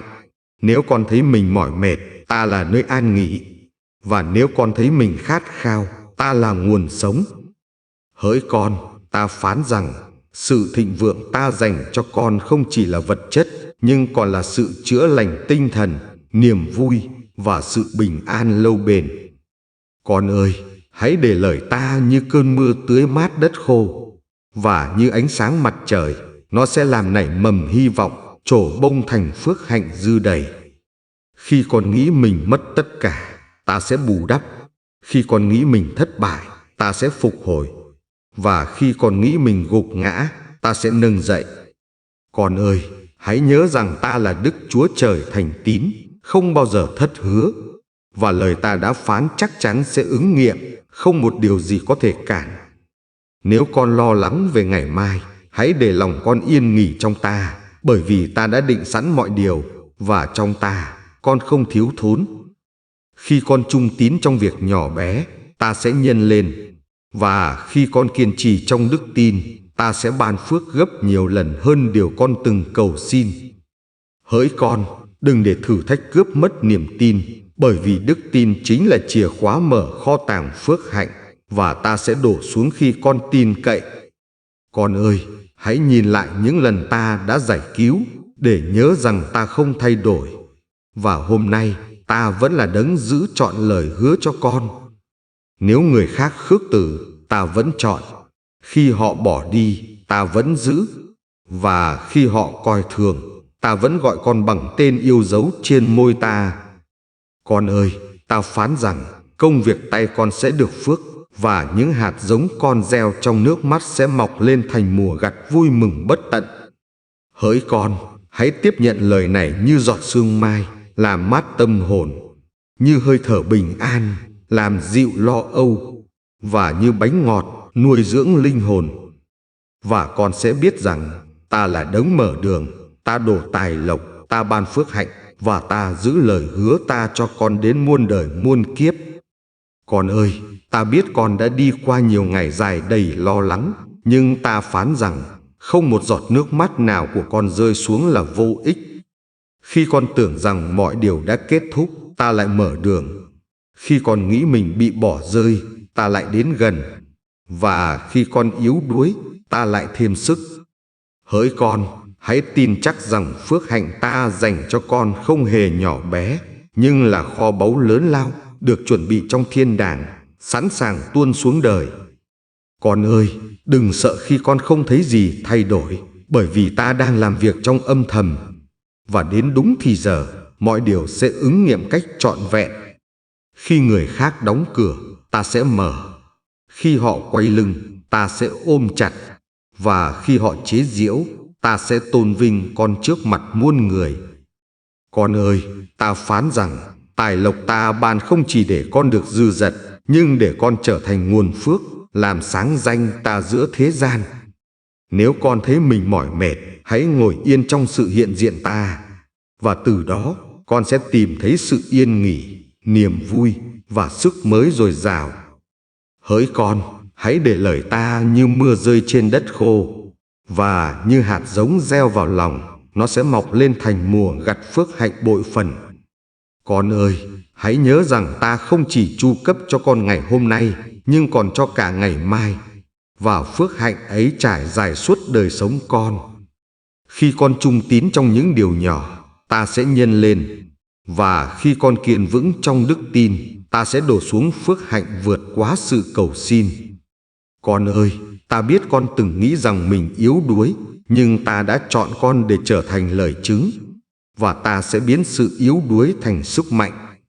Nếu con cảm thấy thiếu thốn, hãy tin rằng ta là nguồn dư đầy. Và nếu con thấy mình đơn độc, hãy nhớ rằng ta luôn ở cùng con. Hỡi con, ta phán rằng không điều gì có thể chia cắt con khỏi tình yêu ta, và tình yêu ấy sẽ trở thành nền tảng vững chắc cho linh hồn. Khi còn nghĩ rằng mình không còn hy vọng, ta sẽ thổi hơi thở mới. Khi còn nghĩ rằng mình mất tất cả, ta sẽ bù đắp gấp nhiều lần. Con ơi, hãy vững lòng trong thử thách, bởi vì ta biến mọi đau thương thành phước lành, và ta sẽ làm cho cuộc đời con trở nên chứng cớ sống động. Nếu con nhìn vào tay mình thấy trống rỗng, hãy tin rằng ta đang chuẩn bị làm đầy, và sự đầy dẫy ấy sẽ đến đúng thì giờ ta định. Hỡi con, hãy tiếp nhận lời này như ánh bình minh chiếu sáng, như giọt sương mai làm dịu, và như dòng suối mát lành, tưới mát linh hồn khô cạn. Con ơi, ta phán rằng ta là đấng mở đường, ta ban tài lộc, ta đổ phước hạnh, và ta giữ lời hứa ta cho con đời đời không thôi. Con ơi, ta thấy những lần con quỳ gối cầu nguyện trong im lặng, tưởng rằng không ai nghe, nhưng ta phán rằng mọi lời thì thầm ấy đều vang đến thiên đàng. Khi con nghĩ rằng không còn ai quan tâm, hãy biết rằng ta vẫn dõi theo từng hơi thở, từng bước đi, và giữ con trong bàn tay đầy tình yêu. Hỡi con, hãy tin chắc rằng ta không bao giờ để con phải chiến đấu một mình, bởi vì ta chính là đấng bảo vệ, và ta luôn ở gần. Con ơi, khi con thấy mình đi trong hoang mạc, hãy biết rằng ta đã chuẩn bị dòng nước ngọt, và khi con thấy khô hạn, ta làm nở hoa. Khi người khác chối bỏ, ta vẫn chọn. Khi họ chế giễu, ta vẫn nâng đỡ.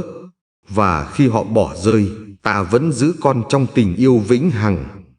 Con ơi, ta phán rằng tài lộc ta ban không chỉ là của cải, nhưng còn là niềm vui, sự bình an và sự chữa lành tinh thần con đang cần. Nếu con thấy đường đời gập ghềnh, hãy tin rằng ta sẽ làm phẳng. Nếu con thấy bóng tối dày đặc, hãy tin rằng ta sẽ thắp sáng ngọn đèn. Hỡi con, hãy để lời ta như dòng sông mát lành, chảy qua những vùng đất khô cằn, và như ngọn gió, làm dịu đi mọi lo âu trong lòng. Con ơi, ta biết có lúc con nghĩ mình không xứng đáng, nhưng ta phán rằng tình yêu ta không dựa trên sự xứng đáng, mà trên ân điển vô tận. Khi con yếu đuối, ta làm mạnh mẽ.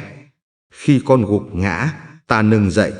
Và khi con mỏi mệt, ta cho sức mới để con tiếp tục bước đi. Hỡi con, hãy nhớ rằng ta là Đức Chúa Trời thành tín, không bao giờ thất hứa. Và phước hạnh ta dành cho con là chắc chắn, không thể bị cướp đoạt. Con ơi, ta phán rằng mọi giọt nước mắt con rơi xuống không uổng phí. Chúng sẽ trở thành hạt giống, và kết quả là mùa gặt phước hạnh đầy dư dật. Nếu người khác không nhìn thấy giá trị con, hãy biết rằng ta đã gọi con bằng tên. Và trong mắt ta, con là viên ngọc quý vô giá.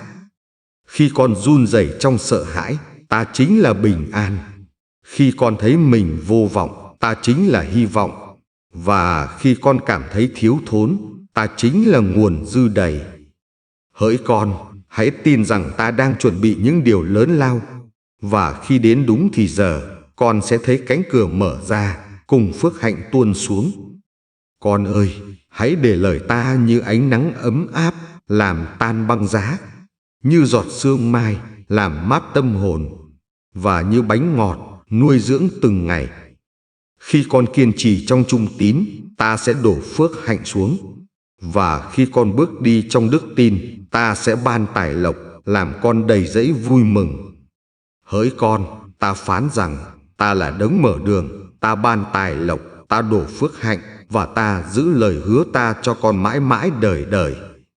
Con ơi, ta biết lòng con từng thổn thức nhiều lần trong thầm lặng, nhưng ta phán rằng không một tiếng cầu nguyện nào của con rơi vào khoảng không vô nghĩa. Khi con cảm thấy lạc lõng, ta là đường đi. Khi con cảm thấy trống rỗng, ta là nguồn sống. Và khi con cảm thấy mỏi mệt, ta là nơi yên nghỉ. Hỡi con, ta phán rằng phước hạnh ta dành cho con không chỉ là sự đầy đủ, nhưng là sự dư dật, để con trở thành dòng sông phước tuôn tràn mãi. Khi con thấy cánh cửa khép chặt, hãy tin rằng ta sẽ mở ra. Khi con thấy bóng tối bao vây, hãy tin rằng ánh sáng ta sẽ chiếu rọi. Con ơi, đừng để lòng con run rẩy khi chờ đợi, bởi vì sự chậm trễ chỉ là sự chuẩn bị, và ta sẽ làm ứng nghiệm mọi lời hứa vào đúng thì giờ. Khi người khác bỏ rơi, ta vẫn trung tín. Khi họ chế giễu, ta vẫn yêu thương. Và khi họ quên lãng, ta vẫn nhớ con trong lòng bàn tay.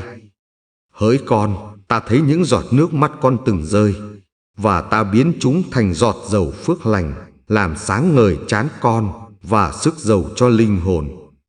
Con ơi, hãy tin rằng không một sự đau khổ nào con trải qua là vô ích, bởi vì ta sẽ biến nó thành phước hạnh lớn lao cho đời.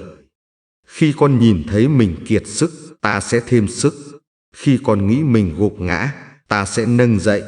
Và khi con nghĩ mình mất tất cả, ta sẽ bù đắp. Hỡi con, hãy để lời ta như mưa thấm vào lòng đất khô, làm nảy mầm hy vọng, và như ánh nắng, làm trổ bông thành mùa gặt dư dật. Con ơi, phước hạnh ta dành cho con không đến từ công sức riêng, nhưng từ tay ta, và bàn tay ấy luôn rộng mở để ban xuống dư đầy. Nếu người khác không nhìn thấy giá trị con, hãy biết rằng ta đã gọi tên con, và trong mắt ta, con là báu vật quý giá, không gì so sánh được. Khi con run rẩy vì lo âu, ta sẽ làm dịu lòng. Khi con thấy bóng tối vây quanh, ta sẽ chiếu sáng. Và khi con thấy khô hạn, ta sẽ làm nở hoa. Hỡi con, hãy kiên vững, bởi vì đức tin con không hề vô ích. Và khi con giữ trọn niềm tin, con sẽ thấy phước hạnh ta tràn xuống thật dư đầy. Con ơi, ta phán rằng ta là đấng mở đường trong hoang mạc, đấng làm sông chảy trong đồng vắng, và đấng ban tài lộc dư dật cho đời con. Khi con thấy thử thách như ngọn núi, hãy nhớ rằng ta có thể rời nó. Và khi con thấy vực sâu, ta có thể lấp đầy để con bước đi. Hỡi con, hãy tiếp nhận lời này như ánh bình minh, làm tan biến đêm tối, như giọt sương mai, làm mát tâm hồn, và như bánh ngọt, nuôi dưỡng linh hồn. Con ơi, ta phán rằng ta đổ phước hạnh, ta ban tài lộc, ta giữ lời hứa, và ta làm cho cuộc đời con được biến đổi bởi ân điển dư đầy. Con ơi, ta thấy lòng con nhiều lần muốn buông bỏ, nhưng ta phán rằng con không đơn độc, bởi vì ta đang bước đi bên cạnh, nắm chặt tay con. Khi con nghĩ rằng con đường đã khép lại, ta sẽ mở ra lối mới. Khi con tưởng rằng hy vọng đã tắt, ta sẽ thắp sáng ngọn đèn bình an. Hỡi con, phước hạnh ta ban không hề nhỏ bé, nhưng là dòng sông lớn, tuôn chảy mãi mãi, làm dịu mát linh hồn, và tưới phước hạnh xuống đời con. Con ơi, đừng run rẩy khi thấy bóng tối, bởi vì ánh sáng ta vẫn chiếu rọi, và ánh sáng ấy sẽ dẫn dắt con đi đến bình minh. Khi người khác coi thường, ta vẫn tôn vinh. Khi họ bỏ rơi, ta vẫn yêu thương. Và khi họ quên lãng, ta vẫn nhớ tên con trên tay ta. Con hãy tin chắc rằng mọi giọt nước mắt con từng gieo xuống sẽ biến thành tiếng reo vui, và mùa gặt phước hạnh đang chờ con ở phía trước. Hỡi con, ta phán rằng phước hạnh con sẽ nhận không chỉ trong vật chất, nhưng còn trong sự bình an, sự chữa lành, và niềm vui bất diệt nơi linh hồn. Khi con gục ngã, ta sẽ nâng dậy. Khi con mệt mỏi, ta sẽ thêm sức. Và khi con kiệt quệ, ta sẽ cho con hơi thở mới. Con ơi, hãy nhớ rằng ta là đấng trung tín, không bao giờ thất hứa, và mọi lời ta đã phán đều chắc chắn ứng nghiệm trong thì giờ ta định. Nếu con thấy con đường khô hạn, hãy tin rằng ta sẽ cho mưa đến. Và nếu con thấy đất khô cằn, ta sẽ khiến hoa nở trên sa mạc. Hỡi con, hãy kiên vững, bởi vì đức tin con không vô ích. Và khi con bám chặt lấy ta, con sẽ nhìn thấy phước hạnh tuôn tràn dư dật. Con ơi, phước hạnh ta ban không thể bị cướp đi, bởi vì nó không đến từ người đời, nhưng đến từ thiên đàng, nơi tình yêu ta không bao giờ thay đổi. Khi người khác đóng cửa, ta sẽ mở. Khi họ chối bỏ, ta sẽ chọn. Và khi họ bỏ đi, ta vẫn ở lại, làm nơi con nương náu. Con ơi, hãy để lời ta như ngọn gió mát, thổi tan lo âu, như dòng suối trong lành, rửa sạch khát khao, và như ánh sáng, soi rọi bước đường. Nếu con đang chờ đợi, hãy kiên nhẫn, bởi vì ta đang chuẩn bị những điều lớn lao. Và đến đúng thì giờ, con sẽ thấy cánh cửa phước hạnh mở ra. Hỡi con, ta phán rằng sự thịnh vượng ta dành cho con sẽ trải dài đến thế hệ sau, và con sẽ trở thành nguồn phước, làm sáng danh ta. Con ơi, hãy tin chắc rằng ta là đấng mở đường, ta ban tài lộc, ta đổ phước hạnh, và ta giữ lời hứa ta cho con, đến đời đời không thôi. Con ơi, ta phán rằng hành trình con đã đi qua không hề vô nghĩa, bởi vì từng giọt nước mắt, từng tiếng cầu nguyện đều được ta giữ trong kho báu thiên đàng. Khi con tưởng rằng con đường kết thúc, ta lại mở ra lối đi mới. Khi con nghĩ rằng giấc mơ tan vỡ, ta lại dựng xây giấc mơ lớn hơn. Hỡi con, phước hạnh ta dành cho con không chỉ cho ngày hôm nay, nhưng còn trải dài đến muôn thế hệ, và con sẽ trở thành nguồn phước cho nhiều người. Khi người khác bỏ rơi, ta vẫn ôm chặt. Khi họ chế giễu, ta vẫn tôn trọng. Và khi họ quên lãng, ta vẫn khắc tên con trong lòng bàn tay. Con ơi, hãy tin chắc rằng mọi điều ta đã hứa sẽ ứng nghiệm, và cuộc đời con sẽ trở thành chứng cớ rực rỡ về tình yêu và sự thành tín ta. Nếu con thấy bóng tối, hãy nhớ rằng bình minh sắp đến. Nếu con thấy tro tàn, hãy biết rằng vinh quang đang được dựng xây. Nếu con thấy khô hạn, hãy tin rằng nước đang chảy ra. Hỡi con, ta phán rằng phước hạnh con sẽ nhận không chỉ là tài lộc, nhưng còn là sự bình an, sự chữa lành và niềm vui sâu thẳm nơi linh hồn. Khi con ngã quỵ, ta sẽ nâng dậy. Khi con mỏi mệt, ta sẽ thêm sức. Và khi con kiệt quệ, ta sẽ ban cho sức mới dồi dào. Con ơi, hãy để lời ta trở thành nền tảng vững chắc. Và trên nền tảng ấy, con sẽ xây dựng cuộc đời tràn đầy hy vọng, niềm vui và phước hạnh không bao giờ vơi cạn. Nếu con cảm thấy mình nhỏ bé, hãy nhớ rằng con đã được chọn. Và trong mắt ta, con là viên ngọc quý, sáng chói giữa bóng tối thế gian. Khi con bước đi bằng đức tin, ta sẽ mở cửa. Khi con giữ lòng trung tín, ta sẽ đổ phước. Và khi con ca ngợi, ta sẽ làm phép lạ. Hỡi con, phước hạnh ta dành cho con không thể bị cướp đi, bởi vì nó đến từ thiên đàng. Và thiên đàng không một ai có thể đóng kín. Con ơi, hãy tiếp nhận lời này như ánh sáng mặt trời xua tan đêm tối, như dòng sông làm dịu khát vọng, và như bánh ngọt nuôi dưỡng linh hồn mỏi mệt. Khi con chia sẻ niềm tin, con không chỉ làm mạnh mẽ chính mình, mà còn gieo hy vọng cho nhiều tâm hồn. Vậy nên con có thể để lại lời chứng bình luận. Những dòng chữ nhỏ bé của con sẽ trở thành hạt giống đức tin, gieo vào lòng người khác, và ta sẽ dùng chúng làm nảy mầm những mùa gặt phước hạnh. Hỡi con, hãy tin rằng ta là đấng mở đường, ta ban tài lộc, ta đổ phước hạnh, và ta giữ trọn lời hứa ta cho con đến muôn đời. Con ơi, hành trình này không chỉ dành cho hôm nay, nhưng là một khúc ca vĩnh cửu, vang vọng trong linh hồn, để nhắc con rằng ta luôn đồng hành mãi mãi. Khi con nhìn lại những ngày đã qua, con sẽ thấy dấu chân ta trên cát, và mỗi bước đi của con đều được bao phủ bởi tình yêu vĩnh hằng. Hỡi con, đừng sợ hãi tương lai, bởi vì ta đã nắm giữ ngày mai, và trong tay ta, con sẽ được dẫn đến nơi phước hạnh dư dật. Khi con mệt mỏi, ta sẽ cho con yên nghỉ. Khi con lo lắng, ta sẽ ban bình an. Và khi con yếu đuối, ta sẽ thêm sức. Con ơi, hãy để lời ta như ngọn lửa hồng sưởi ấm, như dòng sông trong lành rửa sạch, và như đôi cánh nâng con lên cao khỏi vực sâu. Nếu con cảm thấy bóng tối bao vây, hãy tin rằng ánh sáng ta vẫn chiếu rọi, và ánh sáng ấy sẽ soi đường, mở lối, dựng xây hy vọng mới. Hỡi con, phước hạnh ta hứa ban không thể đo lường, bởi vì nó vượt quá trí hiểu, và nó sẽ tràn ra, chảy mãi, không bao giờ cạn tắt. Con ơi, ta phán rằng con được chọn để trở thành chứng nhân, và đời sống con sẽ là ánh đèn, chiếu soi bóng tối, đem hy vọng cho nhiều người.